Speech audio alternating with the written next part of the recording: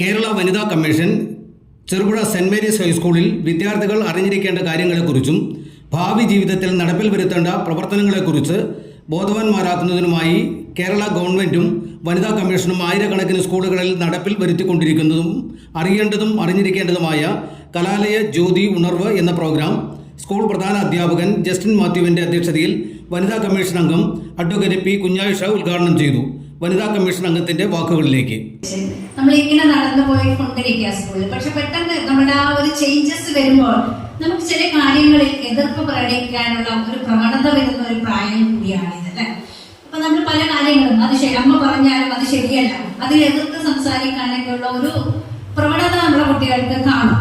അപ്പൊ അത്തരത്തിൽ നമ്മുടെ കുട്ടികൾക്ക് വരുന്ന മാറ്റങ്ങൾ എന്തൊക്കെയാണ്, അവർ ഈ പ്രായത്തിൽ നമ്മുടെ കുട്ടികൾ എന്തൊക്കെ പ്രശ്നങ്ങളിലാക്കി ചെന്ന് ചാടുന്നു എന്നതിനെ കുറിച്ചൊക്കെ ഒരു വിശകലനം നടത്തിയപ്പോഴാണ് നമുക്ക് 4 വിഷയത്തെ കുറിച്ച് നമ്മുടെ കുട്ടികളെ ബോധവാന്മാരാക്കണം എന്നതിനെ കുറിച്ചിട്ടുള്ള ഒരു തീരുമാനം കമ്മീഷൻ എടുക്കുകയും അത്തരത്തിൽ വളരെ പ്രധാനപ്പെട്ട ഒരു കാര്യമാണ് ലഹരി അല്ലെ. ഇപ്പം നമ്മുടെ സ്കൂളുകളിൽ പലപ്പോഴും ലഹരിയുടെ ഉപയോഗം കൂടി വരുന്നതായിട്ട് നിരവധിയായിട്ടുള്ള വാർത്തകൾ ന്യൂസ് പേപ്പറിലായാലും അതുപോലെ തന്നെ ദൃശ്യമാധ്യമത്തിലൊക്കെ നമ്മൾ കണ്ടുകൊണ്ടിരിക്കുകയാണ്. കഴിഞ്ഞ 2 വർഷമായിട്ട് ഇതിന്റെ ഉപയോഗം വളരെ കൂടുതലായിട്ട് കാണുന്നു. പല സ്കൂളുകളിൽ നിന്നും അത്തരത്തിലുള്ള റിപ്പോർട്ടുകളാണ് പുറത്തു വരുന്നത്. അപ്പം ഇത്തരം ലഹരിയുടെ ഉപയോഗം മൂലം നമ്മുടെ കുട്ടികൾക്ക് എന്തൊക്കെയാണ് സംഭവിക്കുന്നത്, ഇത് ആരോഗ്യത്തെ ബാധിക്കുന്നു, അതുപോലെ തന്നെ നമ്മുടെ ബുദ്ധിയെയും നമ്മുടെ ശക്തിയെയും ശരീരത്തെയും എല്ലാം ബാധിക്കുന്ന ഒരു ഘടകമാണ് അല്ലെ. അപ്പൊ ഇത്തരത്തിൽ നമ്മുടെ കുട്ടികൾ ഇതിൽ ചെന്നുപെടാതെ എങ്ങനെ ഇതിൽ നിന്നൊക്കെ മാറി ഒരു പ്രശ്നം വരുമ്പോൾ അത്തരത്തിലുള്ള ഒരു ലഹരിയുമായി ബന്ധപ്പെട്ട് ആരെങ്കിലും കൂട്ടുകാരോ അതുപോലെ തന്നെ പുറത്തുനിന്നുള്ളവരോ നമ്മളെ സ്വാധീനിച്ച് ഇത്തരത്തിലുള്ള ലഹരി ഉപയോഗിക്കാൻ നമ്മളുടേക്ക് വരുമ്പോൾ എങ്ങനെയാണ് ഇതിന് പ്രതികരിക്കേണ്ടത്, അതിൽ നമുക്ക് ആവശ്യമില്ലാത്ത സാധനങ്ങൾ നോ പറയാനുള്ള കഴിവും നമ്മുടെ കുട്ടികൾക്ക് ഉണ്ടാവണം. പലപ്പോഴും കൂട്ടുകാരുമായി ഒത്തുചേർന്ന് പല കുട്ടികളും പല വീടുകളിൽ നിന്ന് വരുന്ന കുട്ടികളാണ്. അപ്പൊ പല സാഹചര്യത്തിൽ വളർന്നു വരുന്ന കുട്ടികളാവുമ്പോൾ പലവിധത്തിലുള്ള സ്വഭാവങ്ങളും നമ്മുടെ കുട്ടികൾക്ക് ഉണ്ടാവും. അപ്പം ഇത്തരത്തിൽ കുട്ടികൾ ഒത്തുചേർന്ന് പോകുമ്പോൾ ആ കുട്ടികളുടെ സുഹൃത്തുക്കളുടെ സ്വാധീനം കൊണ്ട് പലപ്പോഴും നമ്മുടെ കുട്ടികൾ ഇത്തരത്തിലുള്ള പ്രശ്നങ്ങളിലേക്ക് ചെന്ന് ചാടുന്നുണ്ട്. അപ്പം ഇത്തരം പ്രശ്നങ്ങൾ നമ്മൾ ചെന്ന് ചാടാതെ പോകാനും അതുപോലെ തന്നെ ഇത്തരത്തിൽ പ്രശ്നത്തിൽ പെട്ടുപോയ കുട്ടികളെ എങ്ങനെ രക്ഷിച്ചെടുക്കാം എന്നതൊക്കെ നമ്മുടെ SPC കുട്ടികൾക്ക് അതിനൊക്കെ അത് കാര്യങ്ങൾ അറിയാനും സ്കൂളിൽ എന്തൊക്കെ നടക്കുന്നു എന്നതിനെ കുറിച്ചൊക്കെ വ്യക്തമായ ധാരണ നമ്മുടെ കുട്ടികൾക്ക് ഉണ്ടാവണം. ഇത്തരം കുട്ടികൾ ഉണ്ടെങ്കിൽ എങ്ങനെയാണ് അവരെ മാറ്റിയെടുക്കേണ്ടത് എന്നതിനെ കുറിച്ചൊക്കെ നിങ്ങൾക്ക് അറിയേണ്ടതായിട്ടുണ്ട്. അപ്പം ഇത്തരം ഒരു ക്ലാസ് വ്യക്തമായി നമ്മുടെ വിദ്യാഭ്യാസം മുടങ്ങാതെ നമ്മുടെ അക്കാഡമിക് ഇയർ ഒന്നും നഷ്ടപ്പെടാതെ നമുക്ക് മുന്നോട്ട് പോവേണ്ടതായിട്ടുണ്ട്. അന്നേരമാണ് നമ്മുടെ എല്ലാവരുടെയും കയ്യിൽ ഫോൺ കിട്ടിയത്. പക്ഷെ അതിനുശേഷം നമ്മുടെ കുട്ടികളെല്ലാം കുറേ കുട്ടികൾ അതിന് എഡിക്റ്റായിട്ട് മാറിയതായിട്ടാണ് നമുക്ക് കാണാൻ സാധിക്കുന്നത് അല്ലെ. പലപ്പോഴും മൊബൈൽ ഉപയോഗിക്കാറുണ്ടോ നമ്മുടെ കുട്ടികളെല്ലാം ഇല്ലേ? എല്ലാം ക്ലാസ് അറ്റൻഡ് ചെയ്ത മൊബൈലുകളൊക്കെ ആരുടേതാ?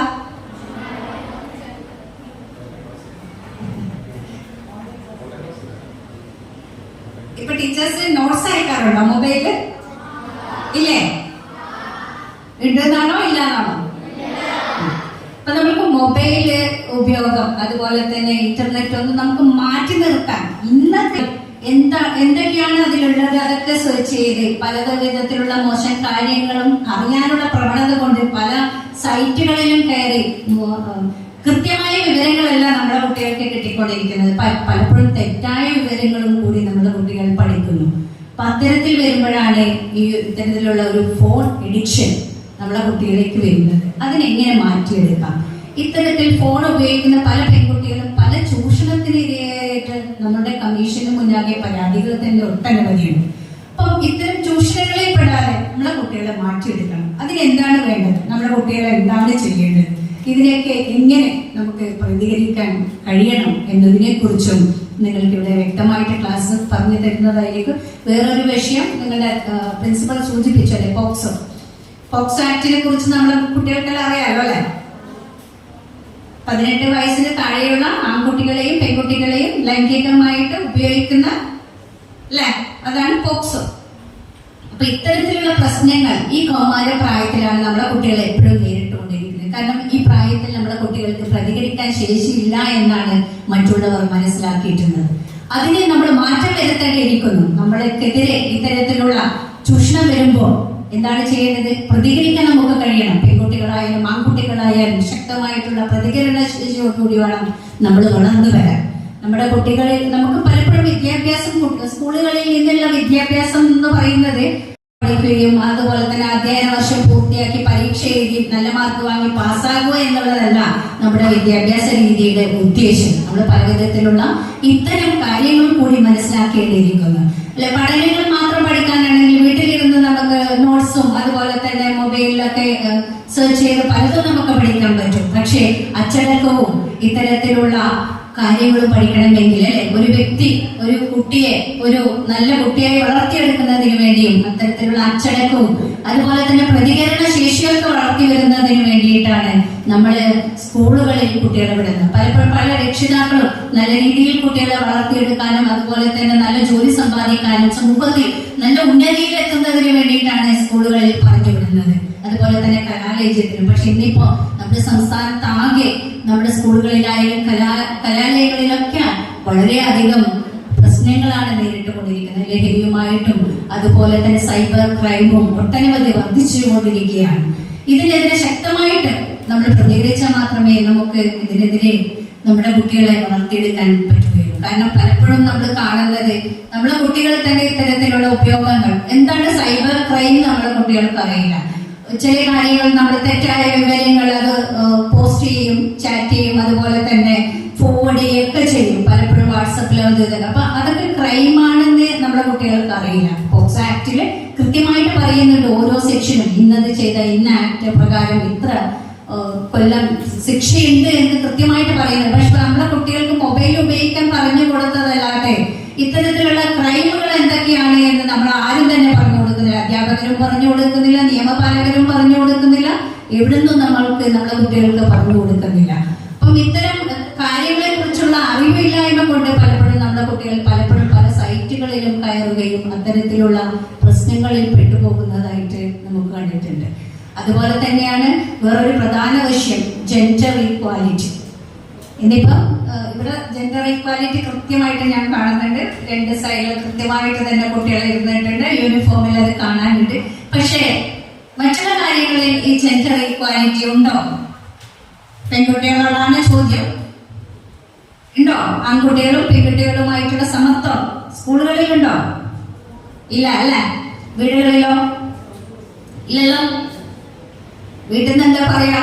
നീ പെൺകുട്ടിയാണ്, നീ ഉറക്കെ ചിരിക്കരുത് അല്ലെ, കുറച്ച് അടങ്ങി ഒതുങ്ങിയൊക്കെ ഇരുന്നോടെ, എന്ത് നീ ഒച്ചയെടുക്കുന്നത്, നീ ഒരു പെൺകുട്ടിയല്ലേ, അങ്ങനെയല്ലേ പലപ്പോഴും നമ്മൾ അമ്മമാര് പറയുന്നത് അല്ലേ? ആൺകുട്ടികളാണെങ്കിലോ അവർക്ക് എല്ലാവിധ സ്വാതന്ത്ര്യമുണ്ട് അല്ലെ, അവർക്ക് പുറത്തു പോകാനുള്ള സ്വാതന്ത്ര്യമുണ്ട്, അതുപോലെ തന്നെ കൂട്ടുകാരുമായി ഒത്തൊരുമിച്ച് വൈകുന്നേരങ്ങളിൽ കളിക്കാനുള്ള സ്വാതന്ത്ര്യമുണ്ട്. നമ്മുടെ പെൺകുട്ടികളാണെങ്കിലോ പുറത്തു വിടാതെ വീട്ടിൽ തന്നെ ഇരുത്തി അവർക്ക് ഫിസിക്കലായിട്ടുള്ള ഒരു സ്ട്രെങ്ത് പോലും ഇന്ന് നമ്മുടെ പെൺകുട്ടികൾക്ക് ഇല്ല എന്ന് തന്നെയാണ് നമ്മൾ മനസ്സിലാക്കുന്നത്. പലപ്പോഴും പല പ്രശ്നങ്ങൾ വരുമ്പോഴും എല്ലാ സാഹചര്യങ്ങളും പല വീടുകളിൽ നിന്ന് ചെയ്യുന്നുണ്ട്. പക്ഷേ പെൺകുട്ടികൾ പഠിച്ചു കഴിഞ്ഞാൽ അവരുടെ ഇഷ്ടത്തിനുള്ള ഒരു ജോലി ചെയ്യുന്നതിന് വേണ്ടിയോ അതുപോലെ തന്നെ അവരുടെ ഇഷ്ടത്തിന് വിവാഹം ചെയ്യുന്നതിന് വേണ്ടിയോ അവരുടെ ഇഷ്ടത്തിന് സ്വന്തം കാലിൽ നിൽക്കാനോ ഒരു കാര്യത്തിന് അഭിപ്രായം പറയാനോ ഇന്നും നമ്മുടെ പല വീടുകളും സമ്മതിക്കുന്നില്ല എന്ന് തന്നെയാണ് നമുക്ക് മനസ്സിലാക്കാൻ കഴിയുന്നത്. അവർക്കെല്ലാം സ്വാതന്ത്ര്യമുണ്ട്. അപ്പൊ അവർ വിചാരിക്കുന്നത് നമ്മളൊക്കെ കേമന്മാരാണ്, നമുക്കാണ് ഈ സമൂഹത്തിൽ ഏറ്റവും വലിയ വില കൽപ്പിക്കുന്നത്. അങ്ങനെയാണ് പലപ്പോഴും ഒരു പുരുഷ മേധാവിത്വം നമ്മുടെ സമൂഹത്തിലേക്ക് കടന്നു വരുന്നത്. നേരെ എതിർഭാഗം എടുത്തു നോക്കുമ്പോൾ നമുക്ക് പലതും റെസ്ട്രിക്ഷൻസ് ആണ്. അവിടെ പോകരുത്, ഇവിടെ പോകരുത്, അവിടെ പോയ ഇന്ന പ്രശ്നം, ഇവിടെ പോയ ഇന്ന പ്രശ്നം, ഒറ്റയ്ക്ക് പോകരുത്, കൂടെ ആരെയും കൊണ്ടുപോകണം, അങ്ങനെ ചെയ്യരുത്, ഇങ്ങനെ എന്തൊക്കെയോ കുഴപ്പങ്ങളുണ്ട്. അതുകൊണ്ടല്ലേ വീട്ടിൽ നിന്ന് എപ്പോഴും പറയുന്നത് പുറത്ത് പോയിക്കൂടാ, അവിടെ പോയിക്കൂടാ, ഇവിടെ പോയിക്കൂടാ എന്ന് പറയുമ്പോൾ നമ്മുടെ ആ ഒരു മനോബലം, ഒരു ആത്മധൈര്യം തന്നെ നമുക്ക് ചോർന്നു പോവുകയാണ്. അതാണ് പിന്നീട് പലപ്പോഴും പല സ്ത്രീകളും പല സഹനങ്ങളും സഹിച്ച് ജീവിതം മുന്നോട്ട് കൊണ്ടുപോയിരിക്കുന്നത്. ഇന്നിപ്പോ കമ്മീഷൻ മുന്നാകെ വരുന്നതിനുള്ള പരാതികളിൽ മുഴുവൻ ഒരു 90% പരാതികളും ഗാർഹിക പീഡനവുമായി ബന്ധപ്പെട്ടിട്ടുള്ള പരാതികളാണ്. സ്ത്രീകൾ വീടുകളിലും അതുപോലെ തന്നെ സമൂഹത്തിലും വിദ്യാഭ്യാസ മേഖലയിലും ജോലി സ്ഥലങ്ങളിലും ഇത്തരത്തിലുള്ള വേർതിരിവ് ചൂഷണം ചെയ്തുകൊണ്ടിരിക്കുകയാണ്.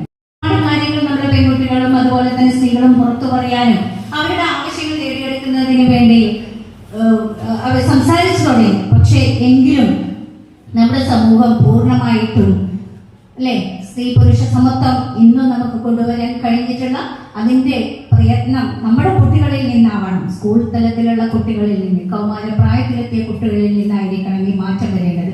നമുക്കിപ്പോ പ്രായമായ വീടുകളിൽ ഇപ്പൊ അമ്മമാരും അച്ഛന്മാരോടും ഈക്വാലിറ്റിയുടെ നമുക്ക് അത് ഭരണഘടന നമുക്ക് തന്നിട്ടുള്ളതാണ്. Article 14 all are equal before law. എല്ലാവരും നിയമത്തിന് മുന്നിൽ ഒരുപോലെയാണ്, ഒരു വേർതിരിവും പാടില്ല എന്ന് നമ്മുടെ ഭരണഘടന പറഞ്ഞിട്ടുണ്ട്. അതുകൊണ്ട് അമ്മയും അച്ഛനും ഒക്കെ ഒരേപോലെയാണെന്ന് പറഞ്ഞു കഴിഞ്ഞിട്ട് നമുക്ക് പഠിപ്പിക്കാൻ പറ്റില്ല. പക്ഷെ നമുക്ക് പഠിക്കാം, നമ്മൾ ഈക്വൽ ആണ്. ആൺകുട്ടികൾക്കുള്ള അതേ സ്വാതന്ത്ര്യം തന്നെ നമുക്കുണ്ട് എന്ന് ഓരോ പെൺകുട്ടിയുടെയും മനസ്സിലുണ്ടാവണം. അതുപോലെ തന്നെ ആൺകുട്ടികളും കരുതേണ്ടത് പെൺകുട്ടികൾ നമ്മുടെ ഒരു പാർട്ടാണ്. ആൺകുട്ടികളും പെൺകുട്ടികളും ഇല്ലാത്ത ഒരു സമൂഹം നമുക്കില്ല. അപ്പം അവരെ നമ്മുടെ ഒരു പാർട്ടായിട്ട്, സമൂഹത്തിന്റെ ഒരു ഭാഗമായിട്ട് കാണാൻ നമ്മൾ ആൺകുട്ടികൾ പഠിക്കണം. അവരെല്ലാ കാര്യത്തിലും കെയർ ചെയ്യാനും നിങ്ങളാണ് മുന്നോട്ട് വരേണ്ടത്. അതുപോലെ തന്നെ അധ്യാപകർ, മറ്റ് പലപ്പോഴും നമ്മുടെ സ്കൂളുകളിൽ നിന്ന് അധ്യാപകർക്ക് ഒരു പ്രധാന റോള് തന്നെയുണ്ട്. കാരണം പലപ്പോഴും പെൺകുട്ടികളെയും ആൺകുട്ടികളെയും ചില വേർതിരിവുകളിൽ വെച്ച് ചില കാര്യങ്ങളിൽ ചില പങ്കെടുക്കുന്ന എന്തെങ്കിലും ഒരു മത്സരം ഉണ്ടായാൽ പങ്കെടുക്കുമ്പോഴും അത്തരത്തിലുള്ള ഒരു പ്രവണത, മാറ്റി നിർത്തുന്ന പ്രവണത ചില സ്കൂളുകളിൽ നിന്നൊക്കെ നമ്മുടെ കുട്ടികൾ പറയുന്നത് കേട്ടു. അത്തരത്തിലുള്ള ഒരു പ്രവണതകളൊന്നും ഇല്ലാതെ ആൺകുട്ടികൾക്കും പെൺകുട്ടികൾക്കും എല്ലാ കാര്യങ്ങളും ചെയ്യാൻ പറ്റുമെന്ന് പഠിപ്പിച്ചു കൊടുക്കേണ്ടത് നമ്മുടെ അധ്യാപകരാണ്. അതിൽ ഒരു പ്രധാന റോള് വഹിക്കേണ്ടതും നമ്മുടെ സമൂഹത്തിലുള്ള അധ്യാപകരാണ്. അതുപോലെ തന്നെ നമ്മുടെ വീടുകളിൽ നിന്നുമാണ്. എങ്കിൽ മാത്രമേ നമുക്കൊരു ശാശ്വതമായിട്ടുള്ള ഒരു പരിഹാരം, ഈ സ്ത്രീ പുരുഷ സമത്വം വന്നാൽ മാത്രമേ സ്ത്രീകൾക്ക് നേരെയുള്ള ചൂഷണം ഇല്ലാതാക്കാൻ കഴിയുകയുള്ളൂ. അതിനുവേണ്ടി നമ്മുടെ കുട്ടികൾ ഇന്ന് തൊട്ട് പ്രയത്നിക്കേണ്ടതാണ്. നിങ്ങളിൽ കൂടി മാത്രമേ നമുക്ക് നമ്മുടെ സമൂഹത്തെ മാറ്റിയെടുക്കാൻ കഴിയുകയുള്ളൂ. നമ്മുടെ കുട്ടികൾക്ക് എല്ലാവിധ, നമ്മുടെ പഠനത്തിലും എല്ലാവിധ ആശംസകളും ഞാൻ നേരുന്നു. നല്ല വിദ്യാർത്ഥികളായി നല്ല രീതിയിൽ പഠിച്ച് നല്ല ഭാവിയിൽ നല്ല സമൂഹത്തിൽ തന്നെ ആവശ്യമുള്ള കാര്യങ്ങൾ ചെയ്യുന്നതിന് വേണ്ടിയിട്ടുള്ള പ്രാപ്തിയാവട്ടെ എന്നുകൂടി ഞാൻ ആശംസിക്കുന്നു. ചെറുപുഴയുടെ ഹൃദയഭാഗത്ത് 7 വർഷങ്ങളായി പ്രവർത്തിച്ചു വരുന്ന സെഡ് മൊബൈൽ നവീകരിച്ച ഷോപ്പിന്റെ പ്രവർത്തനം ആരംഭിച്ചിരിക്കുകയാണ്. IPhone, Samsung, Redmi, Realme, OnePlus, IQ തുടങ്ങിയ ലോക പ്രശസ്ത ബ്രാൻഡുകളുടെ മൊബൈൽ ഫോണുകൾ ഏറ്റവും കുറഞ്ഞ വിലയിൽ EMI സൗകര്യത്തോടുകൂടി നിങ്ങളിലേക്ക്. Mobile accessories, second hand phone മുതലായവ ലഭ്യമാണ്. കാലത്തിന്റെ ആധുനികതയ്ക്കൊപ്പം ചെറുപുഴയെ നയിക്കുന്ന സെഡ് മൊബൈൽ, അമ്പലം റോഡ്, ചെറുപുഴ. ഫോൺ 92077577.